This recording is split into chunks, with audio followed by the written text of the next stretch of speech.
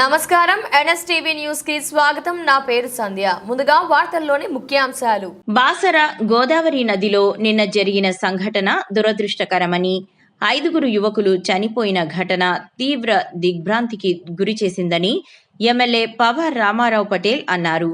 సోమవారం ఆయన బాసర గోదావరి నది వద్ద నిన్న జరిగిన స్థలాన్ని పరిశీలించిన సందర్భంగా ఆయన మాట్లాడారు. గట్ల వద్ద 24 గంటలు గజ ఈతగాళ్లు ఉండేలా చర్యలు తీసుకోవాలని అధికారులను ఆదేశించారు. పడవ నిర్వాహకుల వద్ద లైఫ్ టైం జాకెట్ కిట్లు ఉంటేనే అనుమతి ఇవ్వాలన్నారు. జాకెట్ కిట్లు ఉంటే యువకులు ప్రాణాలతో బతికేవారన్నారు. ఇకనైనా ఇలాంటి సంఘటనలు పునరావృతం కాకుండా నిరంతరం నిఘా ఉంచాలన్నారు. అందరూ బోర్డు తీసుకున్నాను అక్కడ నుంచి పేమెంట్ ఇస్తారు కదా